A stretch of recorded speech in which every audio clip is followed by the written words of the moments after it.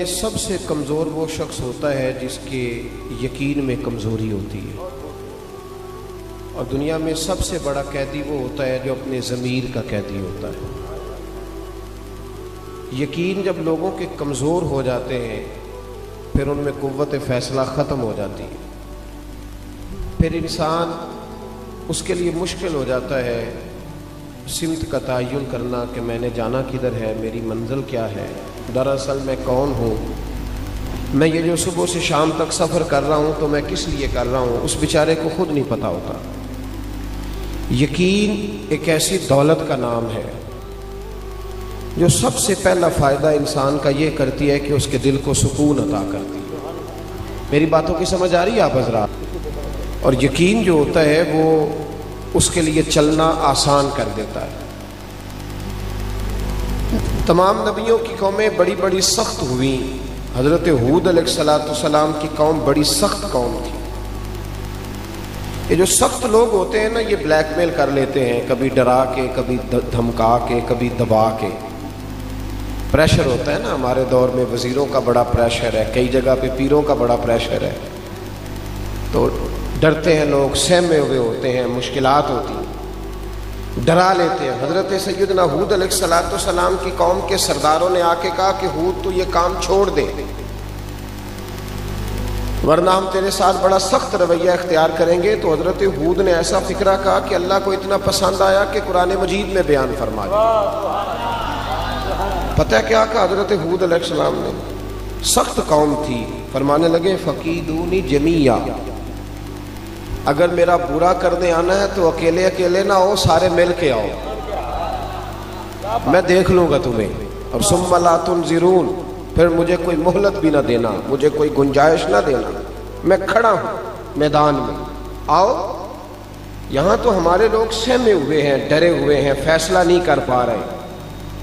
دل دین کی دعوت دیتا ہے اور اپنے آپ کو باندھ بوندھ کے سیاستدانوں کے پاس لے جاتے ہیں، ڈرے ہوئے، مقابلہ نہیں کر پا رہے، کمزور لوگ کہتے ہیں جی میں تو نہیں نا چودھری بن سکتا، غریب کا بچہ تو نہیں نا کبھی آگے نکل سکتا۔ او بھائی، آگے نکل ہی غریب کا بچہ سکتا ہے، امیر کا بچہ کیسے آگے جائے گا؟ اس کے لیے تو مشکل ہے آگے جانا۔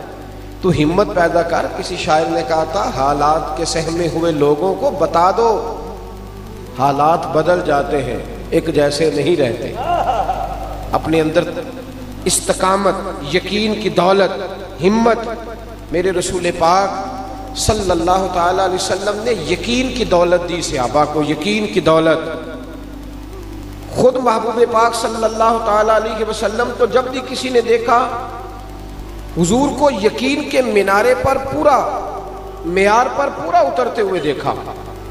حضرت ابو سفیان رضی اللہ تعالیٰ عنہ روایت کرتے ہیں، صحیح بخاری میں موجود ہے، کہتے ہیں قبیلہ حوازن کے خلاف جب ہماری جنگ ہوئی نا، جب ہم تبوک کے لیے گئے، بڑا سخت قبیلہ تھا، جنگجو لوگ تھے۔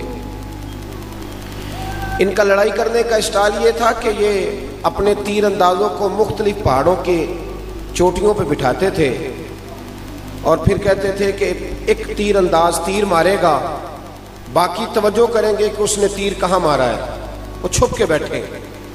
تو وہ تیر انداز کہتا تھا میں دشمن کو سامنے سے ماروں گا، پھر تم نے دیکھنا میرا تیر کدھر جا رہا ہے، تمہیں بندہ نظر آئے یا نہ نظر آئے، وہ جہاں میں تیر ماروں گا تم نے بھی مار دینا ہے۔ نبی ابو سفیان کہتے جب ہم ان سے لڑنے گئے تو ایک ایک صحابی کو 40 تیر آ کے لگتے تھے، سمجھ نہیں آتی تھی کہاں سے لگ رہے ہیں۔ توجہ ہے میری بات پر؟ یہاں تو سر درد ہو تو لوگ کہتے ہیں پتہ نہیں مجھ سے کیا گناہ ہو گیا ہے، یہاں تو 2 مہینے ٹائیفائڈ بخار نہ اترے تو لوگ کہتے ہیں پتہ نہیں کیا مسئلہ ہے جی۔ وہ خدا کے بندے تھوڑا حوصلہ کر، ٹھہرنا سیکھ، زندگی بڑے بڑے امتحان آتے ہیں، اس میں تھوڑا حوصلہ کرے۔ بس بکھرے بکھرے سے طبیعتیں، ٹوٹے ٹوٹے سے لوگ، بے چین گفتگو، پتہ نہیں کیا ہونے لگا ہے، روتے تڑپتے سسکتے آہیں بھرتے، ہر چوتھا آدمی دنیاوی دکھ پہ رونے لگ گیا ہے۔ سنیں اور یاد رکھیں، 40 تیر اکٹھے آ رہے تھے۔ کہتے ہیں صحابہ کرام نہ پیچھے ہٹنے لگے، خیال یہ بنا ہمارا کہ پیچھے ہٹ کے نہ تو نئی صف بندی کرتے ہیں، نئی ترتیب سے مقابلہ کرتے ہیں، ہمیں تو امید ہی نہیں تھی یہ اس طرح لڑیں گے، پیچھے ہٹتے ہیں، نئی صف بندی کرتے ہیں۔ تو جناب ابو سفیان کہتے ہیں میں حضور کے پاس تھا، میں نے نبی پاک علیہ السلام کو آگے بڑھتے دیکھا تو میں نے دوڑ کے جا کے نا حضور کے گھوڑے کی لگام پکڑ لی. میں نے کہا حضور ذرا ٹھہر جائیں, 2 منٹ کے لیے پیچھے آئے, نئی صف بندی کر کے پھر آگے چلتے ہیں. کہتے محبوب نے میرا ہاتھ جھٹکا اور فرمایا انا النبی لا کاذب, انا ابن عبد المطلب لا کاذب. فرمایا میں پیچھے نہیں ہٹوں گا, اس لیے کہ میں نبی ہوں, بات یہ بھی سچی ہے, اور میں عبد المطلب کا پوتا ہوں, بات یہ بھی سچی ہے. پیچھے نہیں ہٹنا, آگے بڑھنا ہے, آگے بڑھنا ہے. اٹھ باندھ کمر, کیا ڈرتا ہے, پھر دیکھ خدا کیا کرتا ہے. ہمارے نوجوان سوچ رہے ہیں, سہمے ہوئے ہیں, یہ سیاستدان کچھ نہیں کرتے دیتے, فلانا چودھری کو. تو کھڑا تو ہو نا بھائی. اللہ کا وعدہ ہے ان الذین قالوا ربنا اللہ ثم استقاموا تتنزل علیہم الملائکہ. اللہ فرماتے ہیں تو کہہ میرا رب ہے, پھر تو ڈٹ جا, میں تیری مدد کے لیے فرشتے بھی نازل کر دوں گا. مزاج نہیں ہے ہمارا. آپ یقین کریں ہماری زبان تھک گئی ہے جھوٹی تعریفیں کر کر, کلیجہ منہ کو آتا ہے. اب ہمارا دل نہیں کرتا. بہت سارے ایسے لوگ ہیں جن کے بارے میں کوئی جملہ کہنے کو لیکن کیوں نہیں اپنی ضمیر کی آواز پر ہم لبیک کہتے ہیں؟ کیوں ہم ڈرے ہوئے ہیں, کس بات سے سہمے ہوئے ہیں؟ بس کر دیں. نبی پاک علیہ السلام نے یقین کی دولت دی, کھڑا ہونا سیکھیں. دیکھیں نا حضرت سلمان فارسی رضی اللہ تعالیٰ عنہ فرماتے ہیں ہم خندق کھود رہے تھے. نوجوان میری بات پہ توجہ کریں. یہ کہتے ہیں ابا پہلے مجھے دے 6 کروڑ پھر کاروبار شروع کروں گا. تو صفر سے شروع کر. اقبال کہتے ہیں اپنی دنیا آپ پیدا کر اگر زندوں میں ہے. اگر تو زندہ ہے تو اپنی دنیا, جو سہارا لے کے چلتے ہیں وہ کمزور ہوتے ہیں. اپنی دنیا آپ پیدا کر اگر زندوں میں ہے. سر آدم ہے, ضمیر کن فقہ ہے زندگی. یہاں تو لوگ سہارے ڈھونڈتے ہیں. یقین کی دولت پیدا کرے, ہمت پیدا کرے. حضرت سلمان فارسی رضی اللہ تعالیٰ عنہ فرماتے ہیں ہم خندق کھود رہے تھے تو چٹان سخت آ گئی, ہم سے ٹوٹتی نہیں تھی, سخت چٹان آ گئی. اب تو نازک مزاجی بڑی ہے نا جی, پیر صاحب کوئی کام نہیں کرتے, بلکہ پیروں کے بچوں کی تو اتنی تباہی اتر گئی ہے بیچارے پانی کا گلاس نہیں پی سکتے. تھوڑا سا وقت آگے گزر گیا تو مشین سے انہیں پانی پلانا پڑے گا. ڈھونڈتے پھرتے ہیں کوئی بندہ مل جائے تو پانی کا گلاس لا دیں. یہ ناکامی ہے. یہ سیٹھوں کے بچے, نوابوں کے بچے, امیروں کے بچے, یہ لوگ جائیدادیں بناتے ہیں, بچے نہیں بناتے. اگر بچوں کی تربیت کر دی جائے تو جائیدادیں بڑی بن جاتی ہیں. ہم بچوں کو سہولیات دے کے انہیں تباہ کر دیتے ہیں. نبی رحمت صلی اللہ علیہ وسلم کی بارگاہ میں عرض کی یا رسول اللہ چٹان نہیں ٹوٹتی. تو چاہیے تھا نا کہا جاتا رکانہ پہلوان کو بلا لو, وہ بھی کلمہ پڑھ گیا ہے. کہنا چاہیے تھا نا کہ علی المرتضیٰ میں بڑا زور بازو ہے, ان سے کہا جائے وہ توڑ دیں گے, وہ تو خیبر کا دروازہ توڑنے کی قوت رکھتے ہیں. لیکن یہ نہیں کہا. نبی پاک علیہ السلام کے صحابہ نے عرض کی حضور چٹان نہیں ٹوٹتی. اور حضور کے دست مبارک کے بارے میں قاضی ایاز علیہ رحمہ نے لکھا ہے کہ وہ برف سے زیادہ ٹھنڈا تھا, کستوری سے زیادہ خوشبو آتی تھی, اور فرماتے ہیں ہاتھ رکھتے تھے تو لگتا میلا ہو گیا ہے. اتنے نازک ہاتھ. جب کہنا نہیں ٹوٹتی تو محبوب نے فرمایا پیچھے ہٹ جاؤ, میں تمہیں توڑ کے دیتا ہوں. فاضل بریلوی رحمت اللہ علیہ کا شعر دیکھیں کتنا کمال ہے. فرماتے ہیں جس کو بارے دو عالم کی پرواہ نہیں, دونوں عالم کا وزن بھی پڑ جائے تو حضور کے ہاتھوں کو پرواہ نہیں ہے. جس کو بارے دو عالم کی پرواہ نہیں, اس کے بازو کی قوت پہ لاکھوں سلام. حضور نے کدال پکڑی, ادھر دیکھنا میری طرف, کدال پکڑی, ہتھوڑا پکڑا, اوزار پکڑا. فرماتے ہیں صحابہ کے غربت کا یہ حال تھا کہ ہم نے پیٹ پہ پتھر باندھے ہوئے تھے, کئی دنوں کی روٹی نہیں کھائی. مکے والے حملہ کر رہے ہیں, ہم دفاعی محاذ پر جنگ لڑ رہے ہیں. اور جب نبی پاک صلی اللہ تعالی علیہ وسلم نے پہلی ضرب لگائی نا چٹان کو, پہلی ضرب سرکار نے, توجہ ہے میری بات پر, ابھی مکہ فتح نہیں ہوا, ابھی مدینے میں دفاعی جنگ ہو رہی ہے, لیکن پہلی ضرب لگائی تو حضور کا حوصلہ دیکھیے. فرمایا اوتیت مفاتح شام, فرمایا لو بھائی اللہ نے ملک شام کی کنجیاں مجھے عطا کر دی ہیں. ضرب لگ رہی ہے, ضرب. ہم بچوں کو کمزور حوصلہ دیتے ہیں, 12,000 مہینے کا کمال ہے, پھر تو کامیاب ہے. او خدا کے بندے, اسے بڑی بات سکھا, بڑی بڑی باتیں اسے سکھا, تاکہ یہ دنیا کے اندر انقلاب برپا کرنے کے قابل ہو. ایک ضرب لگائی تو فرمایا لو بھائی شام کی کنجیاں آ گئیں. دوسری ضرب لگائی تو فرمایا لو اللہ ایران بھی تمہیں دے دے گا. تیسری ضرب لگائی تو فرمایا اللہ یمن بھی مسلمانوں کو عطا کر دے گا۔ حضرت سلمان فارسی فرماتے ہیں کہ صحابہ باہر کھڑے نعرے لگانے لگے، تو کسی شخص نے پوچھا کیوں نعرے لگا رہے ہو؟ کہنے لگے اللہ نے تینوں ملک ہمیں عطا فرما دیے۔ انہوں نے کہا یار ابھی تو تم مکہ فتح نہیں کر سکے، کہاں یمن، کہاں فارس، کہاں جناب ایران، کیا باتیں کرتے ہو روم فتح کرنے کی؟ حضرت سلمان فارسی فرماتے ہیں کہ حضور کا وصال ظاہری ہو گیا، جناب ابو بکر کا وصال ہو گیا، لیکن ہماری امید نہیں ٹوٹی۔ بس حضرت عمر نے پھر نعرہ تکبیر لگایا تو تینوں ملک فتح ہو گئے، تو ہمارا یقین مضبوط ہو گیا۔ مسلمانوں میں دیکھیں نا کمزوری ایمان کا یہ حال ہے، کمزوری ایمان کا۔ توجہ ہے میری بات پر؟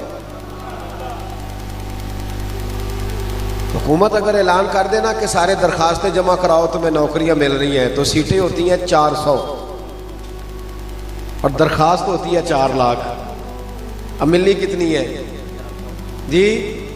سب کو امید ہے کہ نہیں میں لگ جاؤں گا، پہلے پیپر بھی دیتے ہیں، تیاری بھی کرتے ہیں، بچے بیچارے دوڑ دوڑ کے تھک جاتے ہیں اور پھر سفارشیں بھی ڈھونڈتے ہیں۔ میرے نبی پاک صلی اللہ علیہ وسلم نے فرمایا تو رات کو سورت واقعہ پڑھ، تو رات کو سورت واقعہ پڑھ، تیرے نبی کا وعدہ ہے تیرے گھر میں فاقہ نہیں آئے گا۔ بتاؤ آ سکتا ہے؟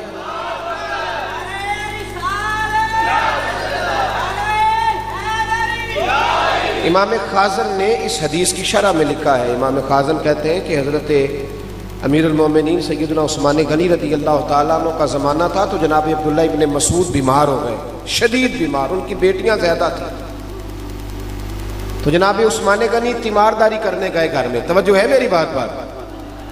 تیمارداری کرنے گئے تو جا کے کہنے لگے حضرت عبداللہ ابن مسعود سے کہ آپ کی بیٹیاں زیادہ ہیں، بیٹا نہیں ہے، آپ بیمار شدید ہو گئے ہیں، اب پتہ نہیں کیا صورت ہوگی، تو میں چاہتا ہوں کہ میں خزانے میں سے ایک کثیر حصہ آپ کو دے دوں تاکہ آپ کی بچیوں کے معاملات بہتر ہو جائیں۔ تو جناب عبداللہ ابن مسعود پتہ کیا کہنے لگے؟ بیٹیوں کی فکر ہوتی ہے کہ نہیں ماں باپ کو؟ آخری دم تک لوگ جب وصیتیں کرتے ہیں تو پہلے بیٹی کے لیے کرتے ہیں، لیکن جناب عبداللہ ابن مسعود کہنے لگے حضرت عثمان غنی سے آپ بے فکر ہو کے جائیں، مجھے خزانے کی ضرورت نہیں، میں نے اپنی بیٹیوں کو خزانہ دے دیا ہے، میں نے اپنی بیٹیوں کو خزانہ کیا آکسفورڈ یونیورسٹی سے ایم فل کرا دیا ہے، یا انہیں آکسفورڈ یونیورسٹی سے پی ایچ ڈی کی ڈگری دلا دی ہے، کیا خزانہ آ گیا؟ جناب عبداللہ ابن مسعود کہنے لگے میں نے اپنی بیٹیوں کو سورت واقعہ یاد کرا دی ہے، اور مصطفیٰ کریم کا وعدہ ہے کہ سورت واقعہ پڑھی جائے تو فاقہ نہیں آتا۔ فرمایا بے فکر ہو کے جائیں، سورج اپنی جگہ چھوڑ سکتا ہے، چاند ٹوٹ سکتا ہے، پر میری بیٹیوں کو فاقہ نہیں آ سکتا۔ اپنے اندر یقین کی دولت پیدا کریں۔ ہم کمزور ہیں، کیوں؟ یقین بڑا کمزور ہے، طبیعتوں کے اندر بے قراری ہے، بے سکونی ہے، سہمے سہمے لوگ۔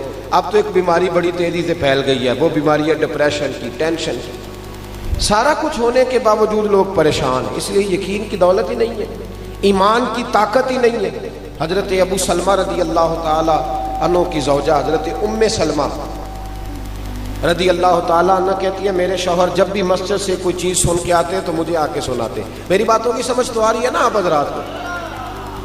رضوی صاحب نے میری بہت تگڑی تعریف کر دی، میں پریشان ہو گیا تھا جب یہ تعریف کر رہے تھے۔ میں نے کہا کہ بھائی دیکھیں نا، کبھی آدمی غلط فہمی کا بھی تو شکار ہو جاتا ہے نا، تو میں نے کہا ایسا نہ بن جائے کسی جگہ میں بھی غلط فہمی کا شکار ہو جاؤں، پھر مسئلہ خراب ہو جائے۔ لیکن چونکہ یہ ان کی طبع میں نفاست ہے، اللہ تعالیٰ انہیں جزا دے، تو میں وہ بات ان کی سہ گیا، ورنہ میں نقیب حضرات سے کوشش کرتا ہوں، میں کہتا ہوں میرے قد کے مطابق کی بات کرو جتنا میں ہوں، اس سے اونچی نہ دیکھیں، سنیں، یاد رکھیں میرے بھائی۔ حضرت ام سلمہ رضی اللہ تعالیٰ عنہ کہتی ہے میرے شوہر جو بھی بات مسجد سے سنتے نا مجھے آ کے سناتے۔ آپ بھی سناتے ہیں گھر جا کے؟ جی، موٹر سائیکل کی ٹکر ہو جائے تو وہ سناتے ہو جا کے، لیکن جمعہ پڑھ کے جا کے گھر بات سنایا کرو، اس سے گھر میں نور پیدا ہوگا۔ جب گھر میں حضور کی باتیں چھڑیں گی نا، نور پیدا ہوگا۔ کہتے ہیں وہ جو بھی بات سنتے گھر آ کے سناتے۔ ایک دن آئے تو کہنے لگے لو ام سلمہ میں کمال سن کے آیا ہوں آج بات، تمہیں بڑا فائدہ دے گی۔ سناؤ۔ کہنے لگے آج نبی پاک علیہ الصلوۃ والسلام نے فرمایا جس بندے پر بھی کوئی مصیبت آئے اسے کہنا چاہیے انا للہ و انا الیہ راجعون. صرف موت کے وقت نہیں، الذین اذا اصابتہم مصیبہ قالوا انا للہ و انا الیہ راجعون. جب بھی کوئی مصیبت پڑے تو کیا کہنا چاہیے؟ یاد ہو جائے گا لائٹ کے جانے پہ بھی پڑا کرو، یہ بھی ایک مصیبت ہے، بڑے کام رک جاتے ہیں. نبی پاک صلی اللہ تعالی علیہ وسلم نے فرمایا کہ یہ پڑھو جب بھی کوئی مصیبت آئے. فرمایا جو تمہارا نقصان ہوا ہوگا نا اللہ تمہیں اس سے بہتر چیز عطا کر دے گا. کیسی نفع والی بات ارشاد فرمائی. جو تمہاری چیز گئی ہوگی اللہ بہتر نعم البدل دے دے گا. جناب ام سلمہ کہتی میں نے وظیفہ پکا لیا. مدینے میں مشہور تھا کہ جتنا اچھا شوہر میرا ہے کسی بیوی کا نہیں. فرماتی ہیں جب بھی کوئی مصیبت آتی میں یہ پڑھ لیتی.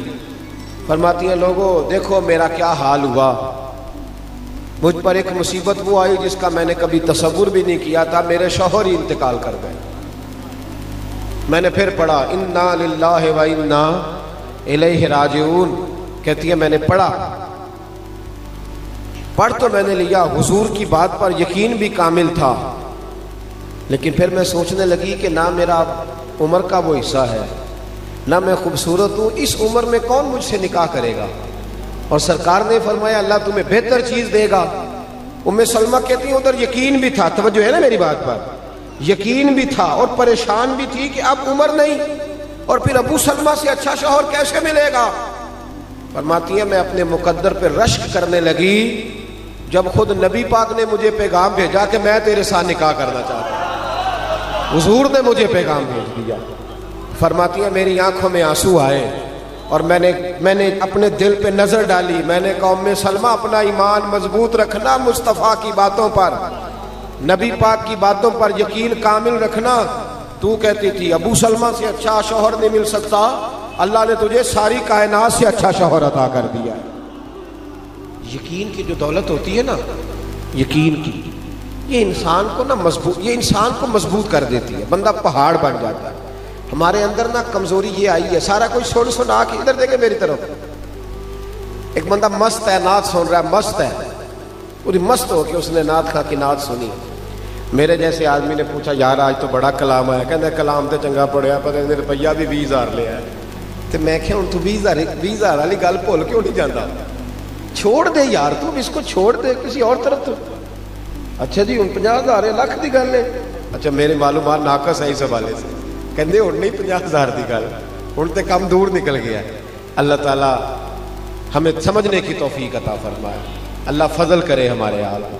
تو یاد رکھیں یقین کامل پیدا کریں، مضبوطی اپنے ایمان. اعلیٰ حضرت فاضل بریلوی رحمۃ اللہ علیہ حج کے لیے گئے. اب تو خیر حج بھی لائیو آتے ہیں نا جی، موج بن گئی ہے. اور پھر نیچے لکھا ہوتا ہے جب میں 5ویں حج پہ گیا اس وقت کی تصویر.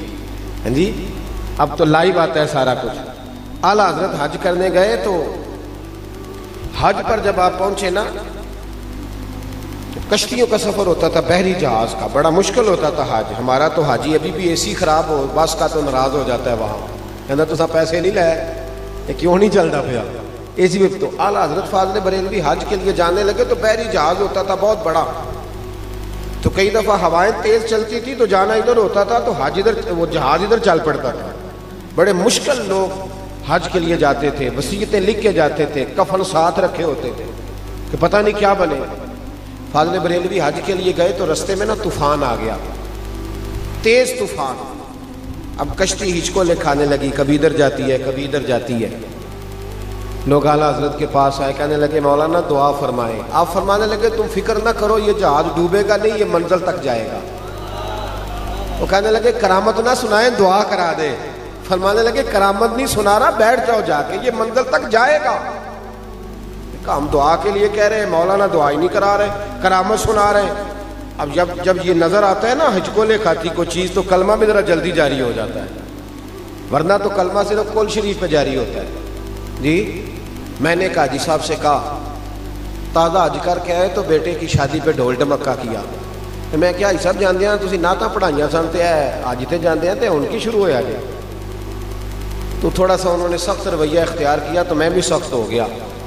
میں نے کہا اگر شادی کے موقع پہ آپ نے بینڈ باجا بجایا ہے نا تو جب آپ کے گھر میں کوئی فوت ہو تو وعدہ کریں اس وقت بھی یہی بجائیں گے، کل پہ بھی پھر یہی بجانا۔ کیا رب رسول سے تمہارا رشتہ صرف دکھوں کا ہے، سکھوں کا نہیں؟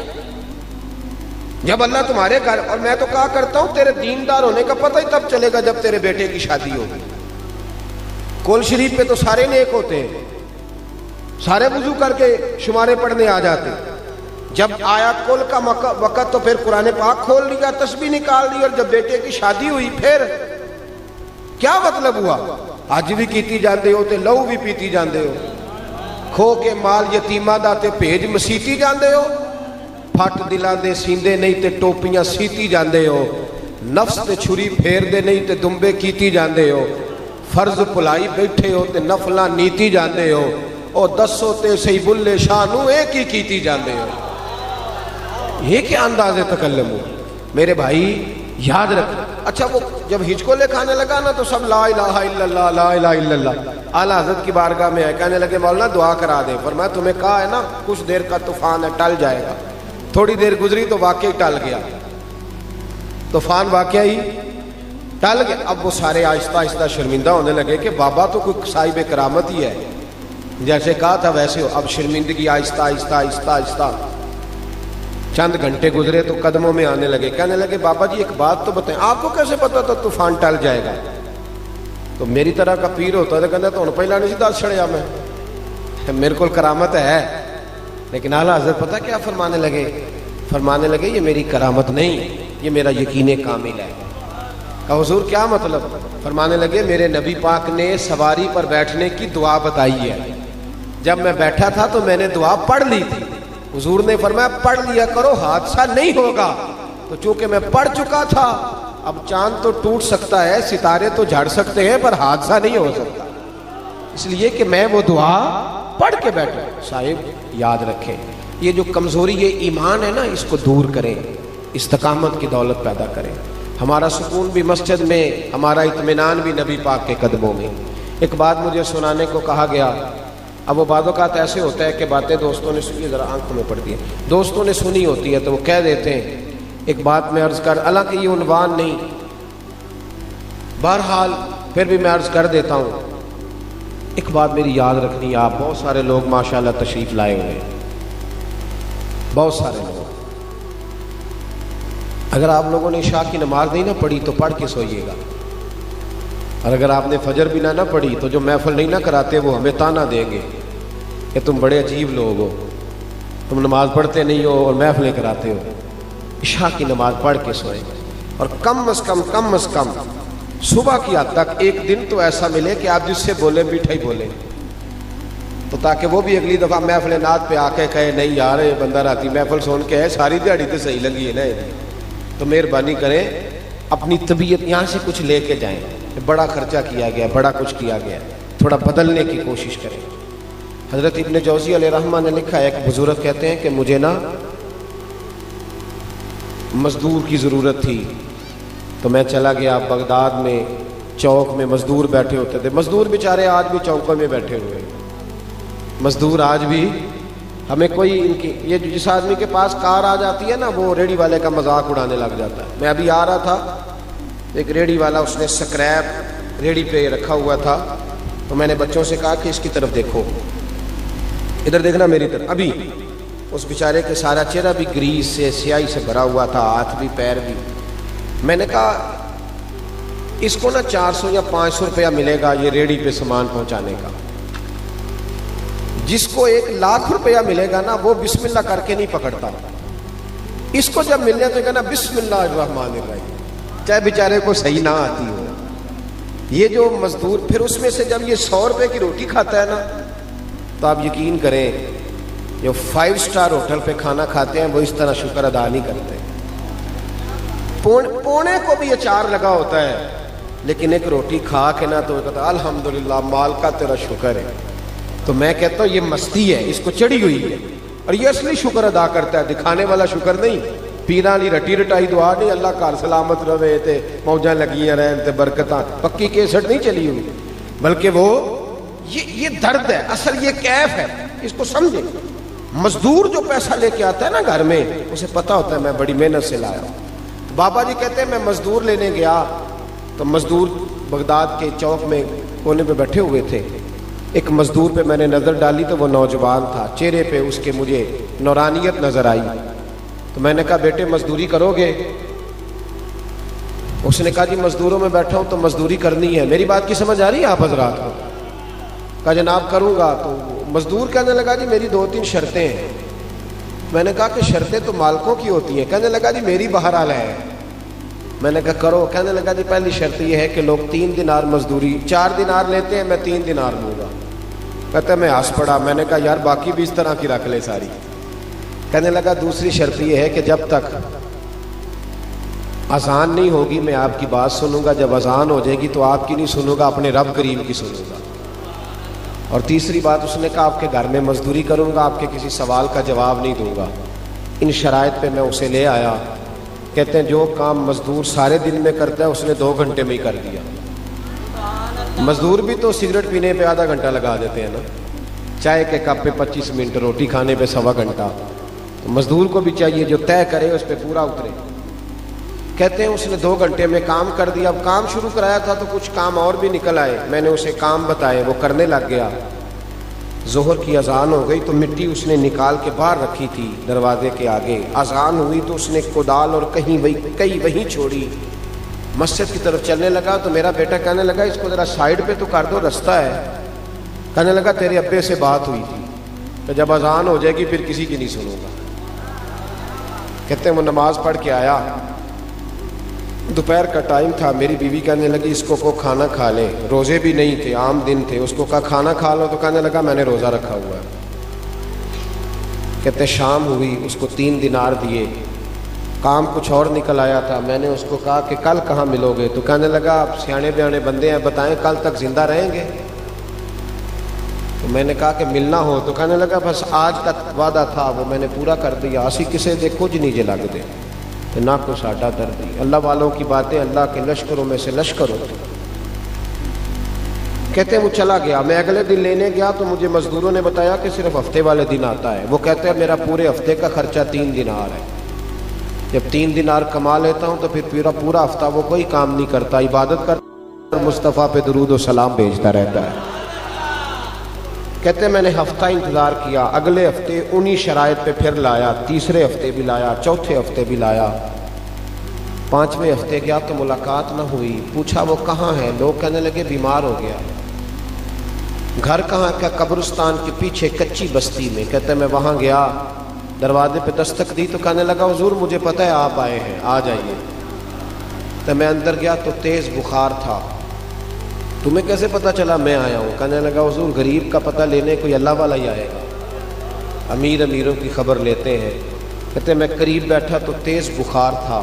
मैंने हाल चाल पूछा तो कहने लगा बाबा जी हाल ना पूछो, मेरे 2 काम कर दोगे? मैंने कहा वो कौन से? उसने जेब से हाथ डाला, चंद दिनार निकाले। कहने लगा मैं आज रात को इंतकाल कर जाऊंगा,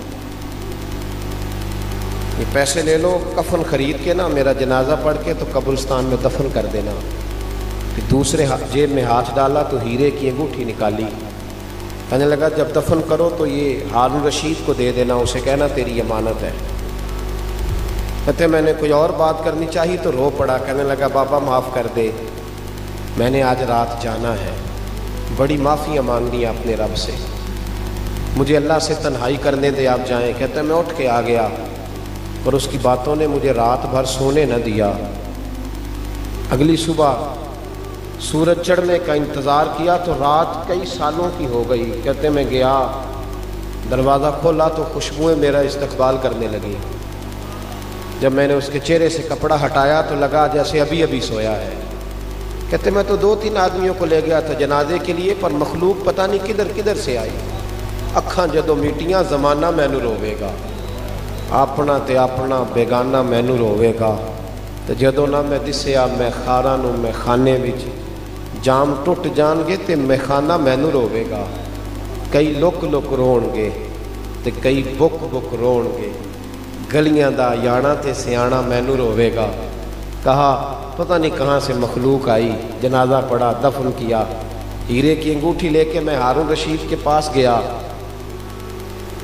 ایک تنہائی میں میری اس سے ملاقات کا مجھے موقع مل گیا تو میں نے اسے انگوٹھی دی تو ہارون رشید تو چیخیں مارنے لگا, کہنے لگا وہ انگوٹھی والا کہاں ہے؟ میں نے کہا تو فوت ہو گیا. اچھا قبر کہاں ہے؟ میں قبر پہ لایا تو ہارون رشید لیٹ گئے قبر پہ, تڑپ کے روئے. میں نے کہا یار نہ اس نے کچھ بتایا نہ تو نے بتایا, بتا یہ تھا کون؟ ہارون رشید کہنے لگے یہ میرا بیٹا تھا. تیرا بیٹا اور مزدور؟ کہنے لگا مجھے زندگی بھر کہا کرتا تھا کہ ابا جتنی ٹانگیں تو پھیلا رہا ہے نا مرتے وقت تجھ سے اکٹھی نہیں کی جائیں گی, باز آ جا آ جا, مشکل رستہ تو نے. یہ حضرت داؤد طائی کے مریدوں میں سے تھا. بار بار مجھے سمجھاتا پر میں اسے تسلی دیتا, بیٹے ہم اٹھ گئے تو کوئی ظالم نہ بیٹھ جائے. کہتے پھر ایک دن یہ گھر چھوڑ کے چلا گیا. ہیرے کی انگوٹھی غلطی سے اس کی جیب میں رہ گئی تھی, دیکھو میرے بیٹے نے وہ بھی واپس کر دی ہے. اور پھر ہارون رشید رو کے کہنے لگا تھا میرا بیٹا پر میرا مرشد نکلا, میرا پیر نکلا ہے, پیشوا نکلا ہے, یہ مجھ سے آگے چلا گیا. جب بھائیو فیصلہ کر لو, فیصلہ جب ٹائم آتا ہے پھر فیصلے کا وقت نہیں رہتا.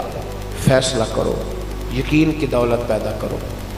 دیکھیں نا یہ جو کمکمے ہیں, نعرے ہیں, آپ میرا آپ نام جپ رہے ہیں, لیکن یہ لمبا چکر نہیں ہے, ہم سے زیادہ لوگوں کے نام ہیں. پھر معاملہ اپنی اپنی جگہ پہ ختم ہوتا ہے, پھر نئے لوگ آتے ہیں, نسلیں اس طرح جاتی ہیں جس طرح فصلیں جاتی ہیں. سارے ایک دوسرے کے برابر کے ہم عمر لوگ ایک دفعہ اٹھ جاتے ہیں.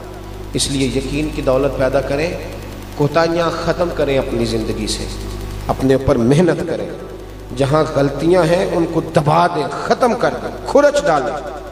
ایمان کی تازگی اور روح کی لذت کے لیے قرآن پاک سے دل لگائیں, درود پاک کی کثرت کریں, غریب کی مدد بھی کریں اور اس کی عزت بھی کریں. میرے دوستو, انسان کچھ چیزوں سے بڑا بے چین ہو جاتا ہے. اس کے جسم پر کوئی چھوٹا سا داغ دھبا لگ جائے تو اسے بڑی تکلیف دیتا ہے. آپ کے جس کپڑوں میں سے کسی جگہ سے کوئی بٹن ٹوٹ جائے تو کسی بندے کو پتہ نہ بھی ہو تو آپ بڑے پریشان ہوتے ہیں کہ میرا بٹن ٹوٹا ہوا ہے. بار بار وہاں ہاتھ رکھتے ہیں, بار بار دیکھتے ہیں, ٹٹولتے ہیں کہ اوہ ہو بٹن ٹوٹ گیا. کپڑے صحیح نہ پہنے ہوں, مالدار بندہ, پڑھا لکھا بندہ اور پی ایچ ڈی آدمی, آپ اس سے کہنا کہ تیرے گھر میں مہمان آنے لگے ہیں تو روزی روٹی کا کوئی مسئلہ نہیں, پیسے بھی ہیں, مہمان نوازی بھی کر سکتا ہے, پر وہ ناراض ہو جاتا ہے, کہتے پہلے بتانا تھا, میں کپڑے تو بدل لیتا, صفائی ہونے والی ہے گھر کے اندر. ظاہری طور پر کچھ داغ دھبے, انسان بے سکون رہتا ہے. آپ نے کہیں جانا ہو, جیب میں پیسے بہت زیادہ ہیں, گاڑی میں پیٹرول بالکل ٹھیک ہے, سفر کا پتہ ہے, راستے کا اندازہ ہے, صرف کپڑے نہیں صحیح, منہ نہیں دھویا, دل کرتا جانے کو, اور نہیں یار میرے کپڑے. آپ سمجھ لیں کہ اگر ایک بٹن کا ٹوٹنا یہ وجود کے اوپر ایک چھوٹا سا داغ ہے, یہ سکون سے نہیں بیٹھنے دیتا, تو اگر بندے کے باطن میں داغ ہو,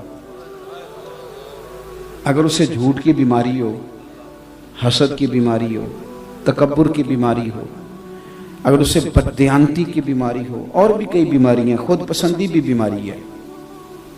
میں چودھری صاحب ہوں, سماجی ہوں, سیاسی ہوں, مذہبی ہوں, مولوی ہوں, پیر ہوں, یہ بھی بیماری ہے. ہونا اور بات ہے, لیکن اپنے آپ کو خود ماننا, یہ من قال انا عالم فہو جاہل, حدیث پاک کے لفظ ہیں. جس نے کہا میں عالم ہوں وہ تو جاہل ہے. اس نے کہا کیوں؟ وہ ہے تو بات اپنی جگہ ٹھیک ہے. اپنے آپ کو خود سے بنانے کی, یہ دیکھیں نا بیماری لگ جائے نا, میں سیاسی آدمی ہوں, سماجی آدمی ہوں, تو حضور کی محفل میں آیا, یعنی سرکار کو راضی کرنے آیا.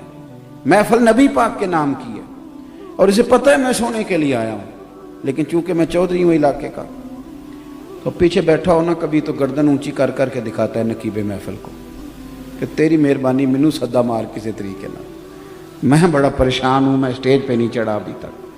یہ چیزیں آپ کو دکھی کرتی ہیں, تکلیف میں مبتلا کرتی ہیں. اگر میں نے کہا کہ ظاہر پہ کوئی دھبا ہو تو وہ بڑا بے سکون کرتا ہے, تو باطن پہ ہو تو کتنی تکلیف دے گا. میرے رب کریم نے میرے نبی پاک کی شان بیان کی, اور کہا کما ارسلنا فیکم رسولا منکم یتلو علیکم آیاتنا، تمہیں میں نے وہ رسول دیے ہیں تمہیں میں سے جو تم پر میری آیتیں پڑھیں گے، وَيُزَكِّيكُمْ، اور میرے نبی تمہیں پاک فرما دیں گے۔ یہ جو تمہارے اندر داغ دھبے ہیں، جو تمہیں پریشان کرتے ہیں، جو تمہیں تکلیف دیتے ہیں، یہ تمہارے جو باطن کے روگ ہیں، یہ جو اندر کی کہانیاں ہیں، یہ ساری ختم کر دیں گے میرے رسول۔ نبی پاک صلی اللہ تعالیٰ علیہ وسلم نے نا لوگوں کے اس مرض کا علاج کیا جو بندے کو سکون میں مبتلا کر دیتا ہے، جو اس بیماری کو نکال دیا جو بے چین کرتی ہے، سکون کی طرف سرکار نے سفر کرایا۔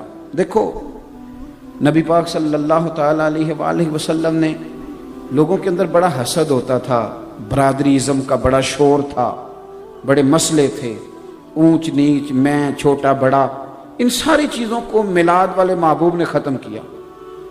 اور نبی پاک صلی اللہ علیہ وسلم نے فرمایا نہ کوئی گورا نہ کوئی کالا، نہ کوئی چودھری نہ کوئی کمی، نہ کوئی بڑا نہ کوئی چھوٹا۔ حضور کسی کی کوئی شان ہے بھی؟ فرمایا ہے ان اکرمکم عند اللہ اتقاکم، جو تم میں رب سے زیادہ ڈرے گا اللہ کی نظر میں اس کی زیادہ عزت ہو جائے گی۔ نبی پاک صلی اللہ علیہ وسلم نے یہ روگ ختم کر دیا، یہ مصیبت ختم کر دی۔ یہ جو بہت زیادہ بیماری ہے لوگوں کے اندر اس دور میں بھی تھی۔ آپ دیکھ لیں ابو جہل نے آ کے نبی پاک صلی اللہ علیہ وسلم کی بارگاہ میں یہ کہا تھا کہ ہمارا دل کرتا ہے آپ کے ساتھ بیٹھیں، لیکن یہاں بلال بیٹھا ہوتا ہے کالے رنگ کا حبشی غلام، دل کرتا ہے بیٹھے پر یہاں سلمان بیٹھا ہوتا ہے، دل کرتا ہے بیٹھے پر روم سے آیا ہوا سہیب بیٹھا ہوتا ہے، تو ان چھوٹے لوگوں کے ساتھ بیٹھے تو آپ ذرا ان کو ہٹائیں پھر ہم بیٹھیں گے۔ تو میرے کریم رسول نے فرمایا تم نے نہیں بیٹھنا تو نہ بیٹھو، بلال ادھر ہی بیٹھے گا، سہیب ادھر ہی بیٹھیں گے، عمار بن یاسر یہیں بیٹھیں گے۔ یہ چیز آپ کو، یہ جن لوگوں کو بیماری ہے نا، میں نا کچھ ایسے بیمار بھی میں نے اپنی زندگی میں دیکھے ہیں کہ ہاتھ کو درد کوئی بھی نہیں ہو رہا، اللہ کے فضل سے تندرست ہیں، پر گاڑی کا دروازہ ڈرائیور صاحب نے کھولنا ہے۔ یعنی یہ بیماری ہے، یہ نقص ہے، اس کو دور کرنا چاہیے۔ یعنی ان کو ابھی تک وہ پریشان ہیں کہ میں گاڑی کا مالک ہوں کہ نہیں، ابھی ٹینشن ہے۔ یعنی کوئی دروازہ کھولے تو پتہ چل جائے کہ یہ دروازہ کھولنے والا میرا ملازم ہے، اور یہ بیماری ہے، اس کو دور کرنا چاہیے۔ جو اللہ کے بندے ان کا یہ رویہ۔ میں ایک یونیورسٹی میں چلا گیا لیکچر کے لیے، مجھے بلا لیا گیا، تو ایک طالب علم کہنے لگا ایک سوال بڑا پریشان کرتا ہے، میں کرتا اس لیے نہیں کہ کوئی مجھے بے ادبی نہ کہہ دے۔ تو میں نے کہا کہ میں چونکہ چھوٹا مولوی ہوں تو میں انشاءاللہ ہو سکتا ہے تیرا مسئلہ حل کر دوں، اور اگر مجھے نہ پتہ ہوا تو میں تحقیق کر کے بتا دوں گا۔ وہ کہنے لگا پیر صاحب میرے ذہن میں ایک سوال ہے کہ نبی پاک صلی اللہ علیہ وسلم نے یک جنبش قلم ایک حکم کے ساتھ سود حرام قرار دے دیا، شراب حرام قرار دے دی، لیکن غلامی نہیں ختم کی، غلام بکتے رہے، بعد میں بھی بکتے رہے۔ میرے دل میں یہ خواہش جنم لیتی ہے کہ کاش حضور اعلان کرتے آج کے بعد کوئی غلام نہیں۔ یہ سوالات اٹھتے ہیں نا۔ اور یہ جو ہمارے لبرل لوگ ہیں نا بیچارے، جو تنخواہ لیتے ہیں، کچھ اینکر پچھلی حکومت سے تنخواہ لیتے تھے، کچھ اس سے لیتے ہیں، اور کچھ تنخواہ لے رہے ہیں کہ اگر تم آ گئے تو پھر ہمارا کیا بناؤ گے، اس وعدے پہ کچھ کام کرتے ہیں۔ تو یہ بیچارے یہ بڑے کمزور سے لوگ ہیں، یہ کسی کے اشاروں پر بات کرنے والے، کلام کرنے والے۔ تو یہ اس طرح کی سوالات یہ پیدا کرتے ہیں، بچوں کے ذہنوں میں چھوڑتے ہیں۔ وہ مجھے کہنے لگا جناب یہ حضور اعلان کر دیتے آج کے بعد کوئی غلام نہیں۔ تو میں نے اسے کہا یار یہ تو سادہ سا سوال ہے، تو بلا وجہ ہی الجھ گیا ہے، تو بالکل سادہ ہے، اس میں تو پریشانی والی بات ہی کوئی نہیں۔ دیکھو کہ اگر ایک سیٹ کا نام ہی بدل دیا جائے، کسی نے کہا یہ میرا پی اے، اور کچھ عرصے کے بعد اس نے کہا یہ پی اے نہیں، آج کے بعد یہ میں نے سیٹ ہی بدل دیا، پی اے کوئی نہیں ہوگا، یہ مینیجر ہے، تو پھر بندے کو عزت مل گئی کہ نہیں؟ میری بات کی سمجھ آ رہی ہے آپ کو؟ یعنی ایک سیٹ ختم کر دی جائے اور وہاں اعزاز والی نشست رکھ دی جائے، ایک کرسی میلی تھی وہ ہٹا دی، بندہ وہی ہے، اور وہاں بڑی تگڑی کرسی، یہ آپ نے کرسی رکھی ہے نا بڑی تگڑی میرے لیے، تو مجھے اعلیٰ حضرت کی بات یاد آ رہی تھی۔ اب یہاں ہم اصرار کر نہیں نہ سکتے، تو لوگ ہمیں جو مرضی بھی کہتے رہیں، ہمیں تو اپنا پتہ ہے نا ہم کیا ہے، تو ہم ذرا لیول میں رہنا پسند کرتے ہیں۔ اس لیے کہ بندہ زمین پہ چلتا رہے تو گرتا نہیں، اڑنا شروع کر دے تو کیا پتہ کب پتنگ کٹ جائے۔ اس لیے زمین پہ نا میں تے گلیاں دا روڑا کوڑا، یہ تے محل چڑھایا ہے سائیاں۔ تو میرا عرض کرنے کا مقصد یہ ہے، آپ حضرات کے ساتھ جو میں کلام کر رہا ہوں تو معنی اس کا یہ ہے کہ اعلیٰ حضرت بریلوی رحمۃ اللہ تعالیٰ علیہ نے ایک جگہ پہ رکے اسٹیشن پہ نماز پڑھنے کے لیے، تو بہت بڑی کرسی رکھ دی، حالانکہ وہ مجدد تھے، 1000 کتاب کے مصنف تھے، تو فرمایا یہ کرسی نہ رکھو، اس سے مجھے تکبر چھلکتا نظر آتا ہے، سادی کرسی رکھو، اس سے میں اپنے آپ کو آسان محسوس کروں۔ تو کرسی اگر اچھی کر دی جائے تو خود بخود نشست بدل جاتی ہے۔ میں نے کہا میرے بھائی، نبی پاک صلی اللہ علیہ وسلم نے نا غلامی کا نام ہی بدل دیا۔ آپ ابو داؤد شریف پڑھیں، نبی پاک نے نا غلامی کا نام بدل دیا۔ میری باتوں کی سمجھ آ رہی ہے؟ حضور نے فرمایا آج کے بعد یہ تمہارے غلام تمہارے بھائی ہیں، اور خالی بھائی کہہ کے نا تو سرکار آگے نہیں بڑھے، بلکہ حضور نے شرط لگائی، فرمایا یہ تمہارے بھائی ہیں، جس طرح کا خود کھانا اس طرح کا انہیں کھلانا، اور جس طرح کا خود پہننا اس طرح کا انہیں۔ میں مشکل بات کر رہا ہوں، مجھے پتہ ہے نہیں پہنایا جاتا۔ آج جو بڑے دعوے کرتے ہیں نا سوشل لائف کے، اور بڑے بڑے سیمیناروں میں جا کے لیکچر دیتے ہیں انسانی حقوق پر، وہ بھی یہ کام نہیں کر سکتے۔ لیکن میرے نبی پاک صلی اللہ علیہ وسلم نے فرمایا تمہارے غلام تمہارے بھائی ہیں، جو خود کھانا وہ انہیں کھلانا ہے، جو خود پہننا ہے وہ انہیں پہنانا ہے۔ اور حضور فرمانے لگے ان کی طاقت سے زیادہ انہیں کام نہ بتانا، اور اگر کبھی بتا بیٹھو تو پھر کام میں ان کی مدد بھی کرنا۔ اور میں آپ کو حوالہ دکھاؤں گا سیرت کی کتابوں میں سے۔ او سنو یارو، ہم نے نا سرکار کا میلاد منایا ہے، کبھی یہ مزہ بھی لے کے دیکھو۔ ہاں کبھی یہ ذائقہ، یہ جو کام حضور نے کیے ہیں کبھی کر کے دیکھو۔ میرے نبی پاک صلی اللہ علیہ وسلم کے غلام اگر کوئی مشکل کام کر رہے ہوتے تھے نا تو اللہ کے رسول خود جا کے ان کی مدد فرمایا کرتے تھے۔ وہ کام ان کے ساتھ حضور خود کراتے، خود سرکار کراتے۔ یہ بہت بڑی بیماری ہے بن کے بیٹھ جانا، یہ بڑا تکلف والا معاملہ۔ اگر آپ کی زندگی سادی ہے تو پھر بڑی آسان ہے، اور اگر زندگی آپ کی سادی نہیں تو پھر وہ آسان ہے۔ مثال دوں، جڑا منڈا 4000 روپے لا کے سر تے بال کھڑے کراندا ہے نا بیچارہ، وہ بڑا پریشان ہے کہ تکو میں انہیں پیسے لائے نے کسی ویکھیا ہی نہیں میرے حال، وہ بڑا پریشان ہے۔ اور جو بابا جی بیچارے سیدھے سویرے گئے تھے نا چارہ کاٹنے، اور شام کو آئے تو منہ دھویا، انہیں کوئی ٹینشن نہیں کہ کوئی فوٹو بنائے چاہے نہ بنائے، کوئی دیکھ اسی کسی دے کچھ بھی نہیں لگتے، نہ کوئی ساڈا دردی، سادہ زندگی آسان۔ میرے رسول پاک صلی اللہ علیہ وسلم نے یہ جو ہمارے تکلفات تھے، ہماری پریشانیاں بلا وجہ کی آزمائشیں ساری حضور نے دور کر دی۔ نبی پاک صلی اللہ علیہ وسلم نے وَيُزَكِّيكُمْ کی شان کے ساتھ ہمارے باطن کے سہرے میل کچیل کھرچ دیے، زندگی آسان ہو گئی۔ مولا علی شیر خدا، مولا کائنات حضرت علی المرتضیٰ شیر خدا کرم اللہ تعالی وجہ الکریم نا اپنے غلام کو لے گئے بازار۔ اس کہنے لگے چلا دوست بازار سے کپڑے لینے جانا ہے۔ غلام ساتھ چلا گیا، 2 کپڑے خریدے، 2 جوڑے خریدے، 2 لباس مولا علی نے۔ ایک ذرا مہنگا تھا اور ایک سستا۔ ہم بھی 2 قسم کے کپڑے خریدتے ہیں، دکاندار سے کہتے ہیں پہننے والے دکھاؤ، وہ دکھاتا ہے، پھر کہتے ہیں ذرا دینے دلانے والے بھی دکھاؤ۔ وہ کون سے ہوتے ہیں جی؟ جو پہننے والے نہیں ہوتے، کیونکہ پہننے والا تو ہم نے پہلے لے لیا، اب کیا کر دینے دلانے والا۔ میں سمجھ لیں میری طبیعت میں خشکی ہے، اب کچھ باتیں کر دیتا ہوں اور تکلیف سے کرتا ہوں۔ ایک دوست ایک دن مدرسے کے بچوں کے لیے کپڑے لے کے آئے، اتنے سارے، اور گرمیوں میں موٹے جوڑے لے کے آ گئے، یہ طالب علموں کو کپڑے دینے۔ میں کہتے 2 سوٹ تو سوانا پہنا، پھر منڈیاں بھی پانے۔ کیا آپ نے لوارا سمجھا ہوا ان بچوں کو؟ دوڑ جاؤ، تمہیں پتہ ہے یہ دنیا کی واحد قوم ہے جو پہلے دن دین کی تعلیم حاصل کرنے کے لیے گھر سے نکلتی ہے، تو میرے نبی پاک نے فرمایا فرشتے ان کے پیروں کے نیچے پر بچھا دیتے ہیں۔ یہ کپڑے جو کو پہنتا نہیں ہے تم طالب علموں کے لیے لے کے آ گئے ہو؟ کس نے تمہیں یہ کہا ہے کہ یہ کوئی مسکین لوگ ہیں، یہ بڑے شاندار لوگ ہیں؟ لوگوں کے پاس چھوٹی چھوٹی ممبریاں ہوتی ہیں، ان کے پاس مدینے والے کا ممبر ہوتا ہے۔ تم کس طرح کی بات کر رہے ہو؟ یہ کچے پکے معاملے یہاں نہیں چلتے۔ ہاں، اور نہ ہم ان طبیعتوں کے قائل ہیں. سانو تخت ہزارے دی لوڑ کی ہے.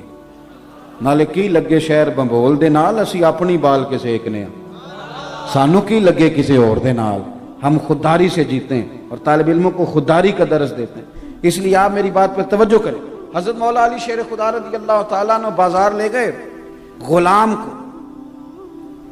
2 جوڑے لیے, ایک ذرا مہنگا تھا ایک سستا تھا. غلام کہتا ہے ڈیفینیٹ تھا کہ جو سستا ہے وہ میرا اور مہنگا آقا کا, لیکن تھیلا ایک ہی تھا. میں نے کپڑے اٹھائے, وہ چوک آ گیا جہاں سے مولا کائنات نے اپنے حجرہ نور میں جانا تھا اور میں نے اپنے گھر آنا تھا. تو حضرت علی فرمانے لگے پتر وہ میرا جوڑا مجھے دے دے. کہتے ہیں وہ میں نے مہنگا نکال کے دیا. تو حضرت علی فرمانے لگے یہ نہیں میرا. وہ حضور نے بتایا نا یہ تمہارے بھائی ہیں, تو وہ اس کا عملی فرمایا یہ نہیں میرا. پڑھیے امام غزالی نے اس کو لکھا ہے, فرمایا وہ میرا دوسرا وہ دو. تو غلام نے ایک وجہ بیان کی, کہنے لگا حضور نہیں آپ مہنگا پہنے, آپ آقا ہیں, میں سستا پہنتا ہوں, میں غلام ہوں. تو حضرت علی چونکہ عالم ہے نا, اب یہاں علماء بیٹھے ہیں, عالم جو ہوتا ہے وہ دلیل کے ساتھ بات کرتا ہے.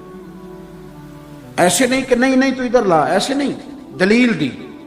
اس نے ایک علت بیان کی, ایک وجہ بیان کی. کہنے لگا حضور میرے پاس سبب ہے, وہ سبب یہ ہے کہ آپ آقا ہیں اور میں غلام ہوں, لہذا آپ پہنیں گے مہنگا اور میں پہنوں گا سستا. تو حضرت علی فرمانے لگے وجہ ہی بیان کرنی ہے نا تو میرے والی کر لینا. کوئی وجہ ہی بنانی ہے نا مہنگے سستے کی, تو تو نے بھی ایک دلیل دیا تو ایک میں بھی دے دیتا ہوں. کہا حضور آپ کے پاس کیا دلیل ہے؟ تو حضرت علی فرمانے لگے مجھے دے سستا کیونکہ میں بوڑھا ہوں, اور تم پہن مہنگا اس لیے کہ تو جوان ہے. کہنے لگا حضور وجہ کیا ہے؟ فرمانے لگے وجہ مدینے والے کی تعلیم ہے, رسول اللہ صلی اللہ علیہ وسلم کا طریقہ. میرے بھائی یہ آپ کے باطن کو میلا کچیلا کر دیتی ہیں چیزیں, یہ حسد, یہ بغض, یہ عداوت. آپ کو پتہ ہے آج کل سب سے زیادہ پریشانی لوگوں کو کیا ہے, دل پریشان کیوں ہے؟ اس کی وجہ یہ ہے کہ قناعت نہیں. توجہ ہے میری بات پر؟ ادھر دیکھیں میں کیا عرض کر رہا ہوں. 2 جملے ہیں حدیث پاک میں, مسند امام احمد بن حنبل میں 2 جملے, ان کو یاد رکھنا. ایک صحابی نے پوچھا تھا حضور ذلت کیا ہے؟ فرمایا لالچ کرنا. عرض کی حضور عزت کیا ہے؟ فرمایا جو رب نے دیا اس پہ راضی ہو جا. یہ تیرے لیے نبی پاک صلی اللہ علیہ وسلم نے نا قناعت کا پیغام دیا. آپ کو پتہ ہے مسواک بھی حضور کی پسند ہے, شہد بھی حضور کی پسند ہے, کھجور بھی حضور کی پسند ہے, اور تھوڑے پہ گزارا کرنا یہ بھی نبی پاک کی پسند ہے. تھوڑے پہ گزارا کرنا یہ بھی حضور کی, یہ فقیری نبی پاک کی پسند ہے. حضور نے اللہ سے مانگ کے لیے.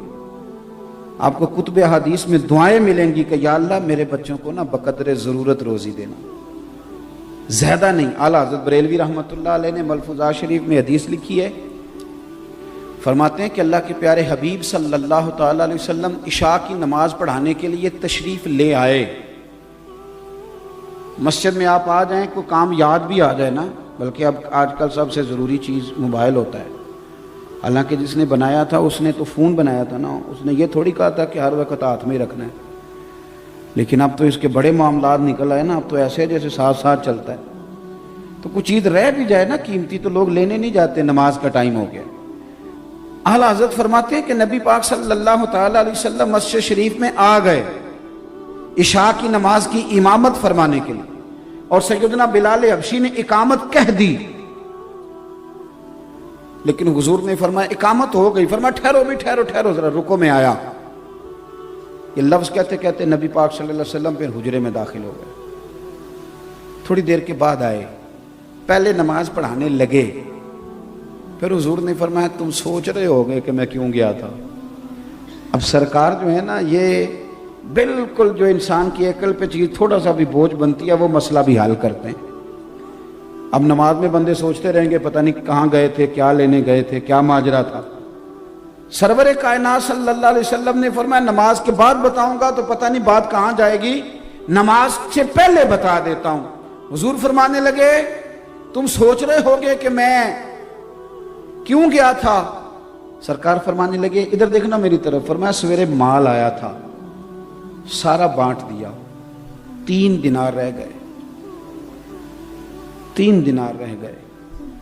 تو میں نماز پڑھانے آیا تو مجھے خیال آیا وہ 3 دینار تو ابھی بانٹے ہی نہیں۔ تو پھر سوچا کہ یہ 3 اگر گھر میں پڑے رہ گئے اور اسی طرح رات گزر گئی تو کیا بنے گا، تو سوچا نماز بعد میں پڑھتا ہوں، پہلے دولت سے تو جان چھڑاؤں۔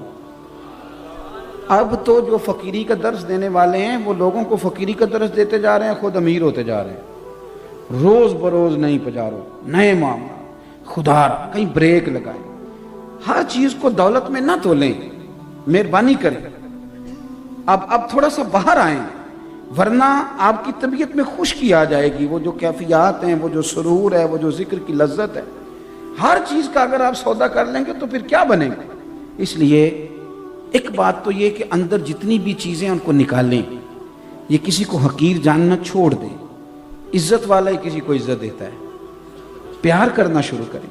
اور دوسرا یہ کہ تھوڑی قناعت اختیار کریں۔ میں نے زیادہ باتیں نہیں کرنی، بس میں اپنی بات سمیٹنے لگا ہوں۔ مجھے اندازہ ہے کہ محفل نعت کا ماحول ہے تو انشاءاللہ تعالی محفل مبارکہ آگے چلے گی، اور میں ویسے بھی اللہ تعالیٰ آپ کو جزائے خیر دے، انہوں نے مدینہ شریف میں ملاقات ہو گئی، پھر بھی بعد میں بڑی محبت کے ساتھ کہا تو میں حاضر ہو گیا، ورنہ میں بزدل سا خطیب ہوں۔ ہم تو اس وقت جلسہ کر کے بڑی دیر کے گھر بھی پہنچ جاتے ہیں۔ کوئی دلیر لوگ ہوتے ہیں نا، ساری رات جاگ لیتے ہیں، کچھ کو نیند گرا لیتی ہے، تو ہم بڑے گرے۔ ہم تو اب تو میں زور کے بعد کہتا ہوں دوستوں تھوڑا سا بلا لینا یار کو، اللہ رسول کی بات کر لیں۔ یہ رات ساری کے جلسے تو دلیر لوگوں کا کام ہے، دلیر میں صحیح کہہ رہا ہوں، جو شب زندہ دار قسم کے لوگ ہیں وہ کر لیتے ہیں۔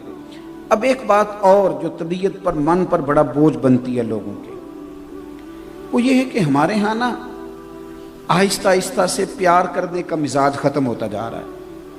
مختلف طبقات پر تنقید کرتے ہیں، اور آہستہ آہستہ ہر طبقہ بدنام ہو گیا۔ یعنی ایسا نہیں ہے کہ آپ پولیس والوں کا نام لیں تو لوگ کہیں گے یہ بڑا بدنام طبقہ ہے، جو لوگ علماء سے دور ہیں ان کے سامنے کسی مولوی کا بھی نام لیں تو اللہ معاف فرمائے ان کا لب بولا جب بھی گڑبڑ ہے۔ یعنی کوئی طبقہ، پٹواری کی بڑی عزت ہے ہمارے معاشرے میں، تحصیلدار کی، ٹیچر کی، ہم نے کچھ شاید چھوڑی نہیں، کسی جگہ بھی کوئی بھی وقار قائم نہیں رہا۔ اس کا نقصان پتہ کیا ہوتا ہے؟ جب بندہ غیبتیں کرتا ہی رہتا ہے تو اسے یوں لگتا ہے کہ جیسے سارا زمانہ خوفناک لوگوں سے بھرا ہوا ہے، کوئی اپنا نہیں، کوئی مخلص نہیں، کوئی پیارا نہیں۔ میں ملک سے باہر تھا تو ایک صاحب مجھے کہنے لگے پاکستان کا بڑا برا حال ہے، سیاستدان چور ہیں، تاجر دھوکہ کرتے ہیں، مولوی لڑتے ہیں، پیر لٹیرے ہیں معاذ اللہ۔ تو میں نے اسے کہا کہ آپ کو باہر بیٹھ کے ساری باتوں کا کیسے پتہ ہے؟ آپ وہاں آئیں، اللہ کے فضل سے ایسا کوئی معاملہ نہیں۔ کس نے آپ کو کہا ہے؟ یہ کس نے آپ سے بات کر دی اس طرح کی؟ اللہ کا فضل ہے، لوگ اچھے برے ہیں، لیکن ہمارا اس قوم سے تعلق ہے کہ کل ابھی زلزلہ اور سیلاب آیا تھا تو جس بیٹی بیچاری نے سلائی مشین پہ بیٹھ کے سارا جہیز بنایا تھا اس نے بھی زلزلے والوں کو دے دیا تھا۔ آج کسی ایک بزرگ کو خون کی بوتل کی ضرورت پڑتی ہے، 14 جوان چوک میں کھڑے ہوتے ہیں، یہ قوم آپ کو بری نظر آتی ہے؟ اب رمضان شریف میں مسجدیں تھوڑی ہوتی ہیں، حافظ زیادہ ہوتے ہیں، تو علماء محنت کر رہے ہیں تو دین کا پیغام آگے جا رہا ہے نا۔ یہ سبق پڑھا رہے ہیں تو حافظ تیار ہو رہے ہیں۔ ہر مسجد میں جمعہ ہوتا ہے تو کسی نے علم پڑھایا تو کوئی آگے جمعے کے بیان کر رہا ہے نا۔ کس طرح کی آپ بات کرتے ہیں؟ یہ کمزوریاں ہم نے پیدا کی۔ میں اللہ کے فضل سے تنہائی میں بھی نعت خوانوں کی مخالفت نہیں کرتا، میں کسی وائس کی مخالفت نہیں کرتا۔ اس کی وجہ یہ ہے کہ میں ایک بندہ ہوں، میں یہاں تقریر کر رہا ہوں، لیکن محفل تو اس وقت میرپور میں بھی ہو رہی ہوگی، گجرات میں بھی ہو رہی ہوگی، لاہور میں بھی ہو رہی ہوگی۔ تو جب میری اوقات اللہ نے اتنی بنائی ہے کہ میں صرف یہاں بات کر سکتا ہوں، تو پھر مجھے چاہیے نا جو لاہور ذکر رسول کر رہا ہے میں اس کو بھی مان ہی جاؤں۔ یہ تھوڑا نکلیں آپ ان چیزوں سے، آپ تھوڑا سا زندگی کو مثبت بنائیں۔ میرے رسول پاک صلی اللہ علیہ وسلم نا لوگوں کو عزت دیتے، لوگوں سے پیار کرتے، ہر طبقات کے لیے حضور نے عظمت بیان کی، ہر طبقے کے لیے عالم کے فضائل بیان کیے، حافظ کے فضائل بیان کیے، حاجی کے فضائل بیان کیے۔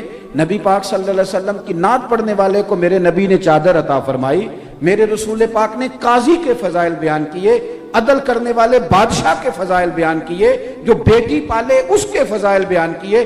رسول کائنات صلی اللہ تعالی علیہ وسلم نے فرمایا رستے سے روڑا ہٹانے والے کو بھی میرا رب جنت عطا فرما دے گا۔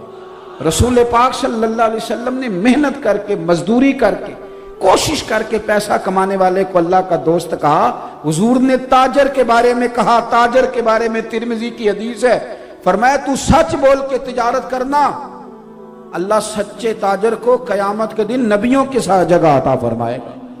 کون سا ایسا طبقہ ہے جس کی حضور نے، اور یار کچھ نہیں، ایک مومن ہے، داڑھی سفید ہے، کچھ نہیں، مومن ہے اور داڑھی، خالی مومن ہے، نہ حافظ ہے، نہ مولوی ہے، نہ مفتی ہے، نہ قاری ہے، نہ نعت، کچھ نہیں، مومن ہے، داڑھی سفید ہے۔ میرے نبی پاک نے فرمایا یہ میرا مومن سفید داڑھی لے کے جب قبر میں جائے گا ترا فرشتوں سے فرمائے گا اسے عذاب نہ دینا، میرے نبی کی سنت وہ بھی سفید رنگ کی، مجھے حیات دیا اسے عذاب دیتے ہوئے۔ حضور نے تو ہر طبقے کو عزت دی، ہر طبقے کے حصے میں حضور نے عزت لکھی۔ عورتوں نے آ کے عرض کیا تھا یا رسول اللہ صلی اللہ علیہ وسلم، مرد ساری فضیلتیں لے گئے، قاضی بھی مرد بنے، مجاہد بھی مرد بنے، غازی بھی مرد بنے، ہم تو پیچھے رہ گئیں۔ تو نبی پاک صلی اللہ تعالی علیہ وسلم نے فرمایا تمہیں پتہ ہے کہ جب تم حاملہ ہوتی ہو تمہارے پیٹ میں بچہ ہوتا ہے تو کریم محبوب فرماتے ہیں جتنا تلوار لے کے میدان میں جہاد کرنے والے کو اجر ملتا ہے اتنا ان دنوں میں بی بی کو اجر دیا جاتا ہے، اور اگر اسی حالت میں بچے کے ولادت کے وقت وہ انتقال کر گئی تو اللہ کے رسول فرماتے ہیں رب اسے شہیدوں کے ساتھ کھڑا فرمائے گا۔ ہر طبقے کو میرے نبی پاک نے اکرام دیا۔ ہم نہ اپنی عزت سمجھتے ہیں اور نہ کبھی سامنے والے کا اکرام کرتے ہیں۔ اگر سب سے پہلے تو ہمیں خود سمجھنا چاہیے، خود اپنے آپ کو خوش قسمت سمجھیں، آپ جہاں بھی بیٹھیں، جو فضائل سرکار نے ہمارے لیے بیان کی انہیں کھولیں، اور شکر کا رویہ پھر طبیعتوں سے تلخی جاتی ہے۔ جب آپ راضی رہنے، ہمارے ہاں نہ کوئی بندہ آتا ہے وہ ہمیں تلخ کر کے چلا جاتا ہے، یہ ہماری مذہبی سٹیج پہ بھی یہ کام ہوتا ہے، پہلا باری میری ہے تو پھر باری میری ہے، تو اس سے بھی بڑی پریشانی ہے۔ محفل کرانے والا بیچارہ اس طرح ہوتا ہے کہ جس طرح کڑکی میں پھنسا ہوا بندہ، پتہ نہیں کب نکلے گا، کب اس کی جان چھوٹے گی، بڑا خوف۔ یہ مذہبی محافل میں ہوتا ہے، میں ہم کو صحیح بتا رہا ہوں، یہی حال باقی جگہوں پہ میں نے دیکھا ہے۔ اور میں ایک دن جا رہا تھا گاڑی میں تو ایک آدمی نا غلط کراس کر گیا، تو اب وہ گاڑی بڑی مشکل سے ڈرائیور نے سنبھالی تو اسے غصہ چڑھ گیا بچے کو، گاڑی چلانے والے کو، وہ تلخ کر گیا ماحول۔ دو چار باتیں اب ہوئیں تو میں نے دیکھا اس کا موڈ خراب ہو گیا۔ میں نے آخیا میں کہ پتر اس جو کرنا سی وہ کر گیا، تو نساں سے سفر کرنا ہے کہ نہیں۔ نبی پاک صلی اللہ علیہ وسلم نے ہمیں کیا سبق دیا، حضور نے ہمیں معاف کرنے کا سبق دیا، اور اس طرح معاف کرنا کہ بات ہوئی ہی نہیں، ہمیں پتہ ہی کوئی نہیں، اسی کسے دے کچھ بھی نہیں لگتے، اور ضرورت ہی کوئی نہیں، اتنا لمبا رٹا، اتنی لمبی کہانی، اتنی انا کا بت۔ مشکاہ شریف پڑھیے، ایک صحابی دوڑے دوڑے آئے، انہوں نے کہا یا رسول اللہ معاذ اللہ ثم معاذ اللہ نقل کفر کفر نہ باشد۔ کفار نے بیٹھ کے سوچا ہے کہ جو لفظ محمد ہے نا صلی اللہ علیہ، اس کا معنی ہے اللہ زی یحمد حمدن بعد حمد، جس کی بار بار تعریف کی جائے اسے محمد کہتے ہیں۔ انہوں نے سوچا ہے کہ یار ہم بڑے بیوقوف لوگ ہیں، محمد بھی کہتے ہیں، اور محمد کا تو معنی ہی تعریف ہے، اور محمد بھی کہتے ہیں اور تنقید بھی کرتے ہیں، یعنی جو محمد ہو اس پر تنقید نہیں ہو سکتی۔ نہیں سمجھ آئی آپ کو میری بات؟ جو محمد ہو اس پر تنقید، کیونکہ محمد کا معنی ہی ہے تعریف کیا ہوا۔ تو کہنے لگے ہم بڑے بیوقوف ہیں، چونکہ اہل زبان تھے، فصیح و بلیغ لوگ تھے، معاذ اللہ ثم معاذ اللہ نقل کفر کفر نہ باشد۔ انہوں نے کہا کہ آج کے بعد ہم مزمم کہیں گے، یہ لفظ کہہ کہ انہوں نے برا بھلا کہنا شروع۔ ایک صحابی دوڑے آئے اور بڑی ان کی طبیعت کے اندر پریشانی کا، یا رسول اللہ میں ان کی گردن اڑا دوں گا۔ حضور نے فرمایا کیا ہوا؟ حضور مجھے اجازت دیں ٹکڑے ٹکڑے کر دوں۔ او ہوا کیا ہے؟ عرض کہ حضور وہ آپ کو مزمم کہہ کے گالیاں دے رہے ہیں، کیا انداز ہے کریم رسول کا۔ حضور فرمانے لگے یشتمیون مزممم ویلعنون مزممم وانا محمد صلی اللہ علیہ وسلم۔ فرمایا وہ کسی مزمم کو گالیاں دے رہے ہیں، پتہ نہیں کس مزمم کو برا کہہ رہے ہیں، میں کوئی مزمم ہوں؟ مجھے تو میرے رب نے محمد بنا کے بھیجا ہے۔ اب ہر بندے کو منہ لگاتا پھریں گے، ہر ایک کو دیکھیں گے تو نے کیا کہہ دیا، تو نے دیکھ کے ہنس پڑا، تو نے مجھے سلام۔ یہ چھوڑیں، یہ بڑے لوگ اس طرح کی باتیں وہ نہیں کرتے، وہ کہتے ہیں جا اپنا کام کر۔ اور میرے پاس ایک دن ایک بچہ نا، ہمارے یہاں چونکہ آج کل سب سے زیادہ کام بحث کا ہوتا ہے، وہ بیچارے اتنی ساری کتابیں لے کے آ گیا، یہ میرے جواب دیں، یہ مجھے جواب دیں، یہ مجھے جواب دیں۔ تو میرے حضرت صاحب نے مجھے ایک وظیفہ بتایا، میں اپنا سبق پڑھ رہا تھا، وہ تو پسینوں پسینی ہو گیا بیچارہ حوالے دیتا دیتا. میں نے بچے سے کہا اسے پانی پلاؤ یار. پانی شانی پلایا تو ساری باتیں کہہ کے کہنے لگا جی کوئی جواب بھی دیں. میں کہ پتر جا کسی بڑے نو کل جا کے, اب تجھے جواب دیں گے پھر تیرا کو بڑا آ جائے گا. ہر آدمی اس قابل نہیں ہے. یہاں لوگ لے آتے ہیں کلپ اٹھا کے کہتے ہیں یہ بندہ یہ بات کر رہا ہے اس کا جواب دیں. تو میں نے کہا ہمارا سٹیٹس نہیں ہے ہر ایک آدمی کو منہ لگائیں گے. ہم تو سمجھتے ہیں کہ دشمن بھی کچھ سیاںا ہونا چاہیے.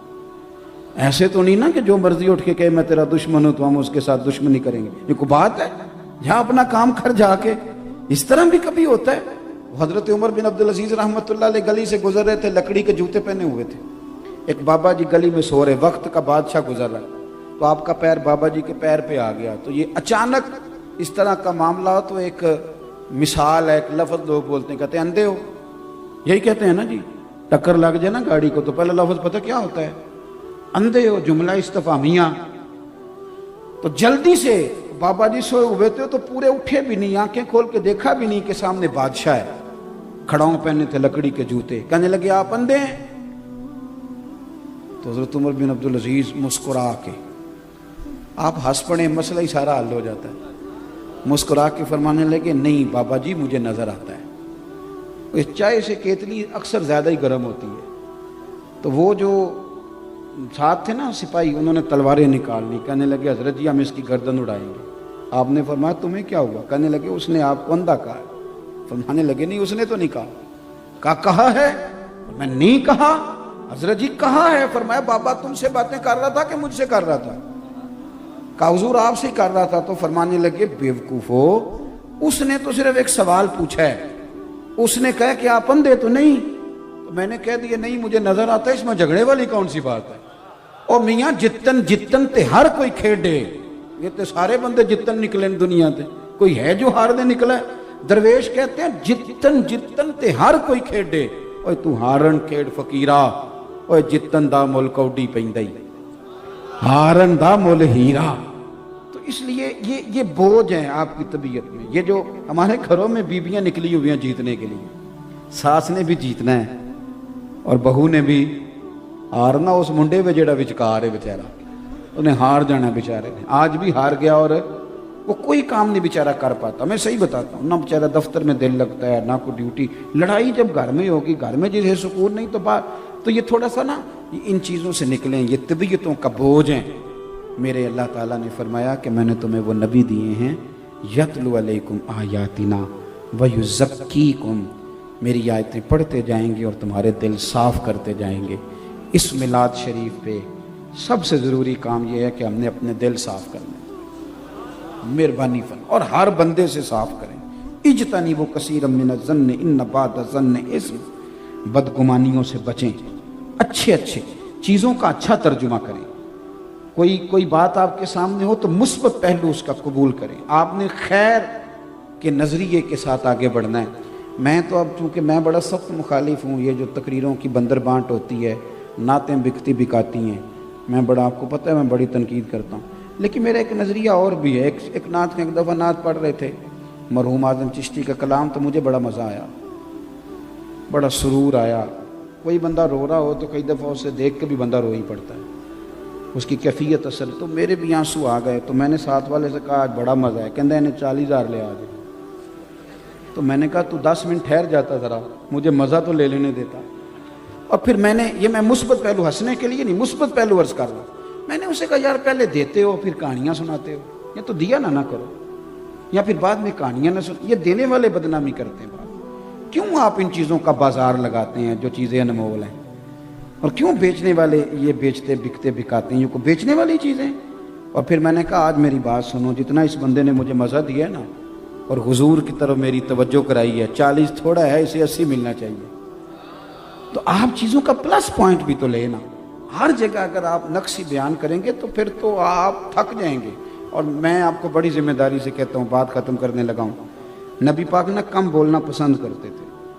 پتہ ہے آپ کو, فرمایا جو چپ رہا نجات پا گیا. اب تو میں نے دیکھا ہے کہانیاں سنا کے نا بندے 3 موبائل رکھیں, کسی کو کوئی کہانی سنا رہے ہیں, کسی کو شام کو لگتا ہے یہ بندہ نارمل نہیں تھوڑا پاگل ہے, وہ گھر میں بھی کوئی کہانی سنا رہا ہوتا ہے. ایسا نہ کریں, ٹھہراؤ, تسلی، حسن، کم بولنا، یہ آپ کو وقار میں مبتلا کرے گا۔ اور اگر آپ بہت زیادہ بولیں گے، بہت زیادہ چپ رہ سن تے موتی مل سن، ذکر کریں تے ہیرے تے جے پاگلا وانگو رولا پاویں۔ تو یہ ساری چیزیں میں نے وہ آپ کی خدمت میں عرض کی ہیں جو ہمارے باطن کو تکلیف دیتی ہیں۔ ما حاک فی صدرک، جو سینے میں کھٹکتا ہے اسے گناہ کہا جاتا ہے۔ اس لیے اگر سکون چاہتے ہیں تو حسد سے، بغض سے، عداوت سے، جھوٹ سے، غیبت سے، اور ویسے بھی بندوں کا حساب لینا ہمارے ذمہ نہیں، رب کریم کے ذمہ ہے، اللہ لے لے گا حساب جو بندہ غلط ہے۔ تبلیغ ہمارے ذمہ ضرور ہے، دین کا ابلاغ ضرور کریں لیکن طنز نہ کریں۔ اللہ آپ کو شاد و آباد فرمائے۔ آخر دعوانا ان الحمدللہ۔